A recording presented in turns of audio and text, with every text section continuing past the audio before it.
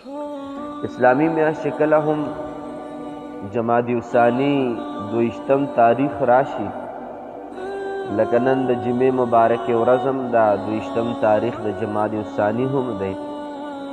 نو لازمه خبره ده چې چرته مسلمانان دی شرق او غرب کې د حضور نبی کریم صلی الله علیه وسلم امتیان دي، هغوی به ضرور خلیفه بلا فصل خلیفه اول ابوبکر صدیق رضی الله تعالی عنہ یاد کړي، او د هغه یاد هم مسلمانان چند وجوهاتو په بنیاد باندې کوي، چې د هغې وجوهاتو نه یو وجه دا هم ده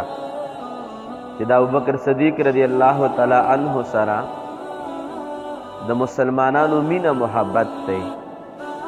د زړه لګاو یې دی ورسره. کله انسان نو د مسلمان سوچ دې طرف ته لاړ شي چې ابوبکر صدیق صاحب د دې د وجې نه د مینې وړ دی چې خپله لور عایشه بیبي نبی پاک مبارک په خدمت کې ورکړې وه.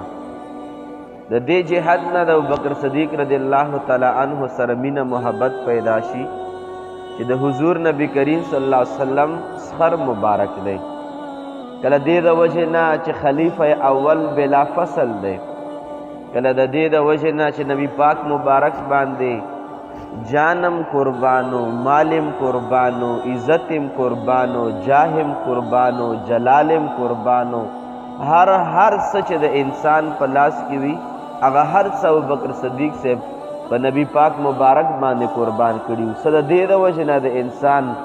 د مینې قبله وګرځېږي. غرض مدا حاضرینو چې څه یو وجه دا وي چې ابوبکر صدیق رضی الله تعالی عنہ مبارک سره خلق د محبت په بنیاد باندې په 22 جمادی الثانی باندې د دوی مبارک و ذکر خیر کوي. ابوبکر صدیق رضی الله تعالی عنہ په دې نننۍ ورځ باندې د دغې دنیا نه پرده فرمایلې وه. د نبي پاک صلی الله علیه وسلم چې کله دغې دنیا نه پرده وفرمایله، څو ورځې پورې تاریخ طرف ته به نه ځو، څو ورځې پورې د مسلمانانو دا یو سوچ و فکر جوړ شو چې نبی پاک نه بعد د خلافت په دغه لوی منصب باندې څوک فایز شي. مسلمانانو اصحابه کرامو اتفاق وکړو په دې باندې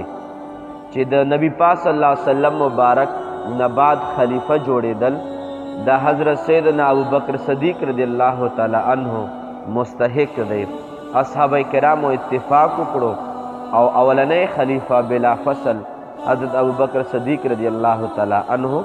مبارک خلافت سنبال کړو چې څه ژوند او څه زندگی وه هغه په تېرېدو شوه، خلافت سنبال کړو.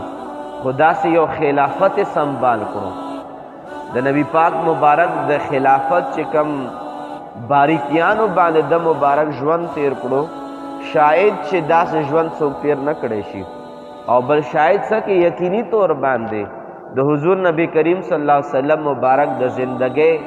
حقیقی عکس چې دی دا ابوبکر صدیق رضی الله تعالی عنہ مبارکو. د دې مبارکو چې کله ژوند پوره شو نو په دې ورځ باندې د دغې دنیا نه پرده وفرمایله. دا کومه یوه هستي وه. ابوبکر صدیق رضی الله تعالی عنہ سره مونږ مینه کوو، عقیدت ورسره ساتو، او الحمدلله ثم الحمدلله مشرانو مونږ ته دا حکم کړی، دا یې مونږ له درس را کړی چې محبت یوازې نه د مبارک په محبت باندې مونږ فخر کوو چې د هستۍ سره زمونږ عقیدت دی او دغې هستۍ مبارک سره زمونږ مینه محبت دی.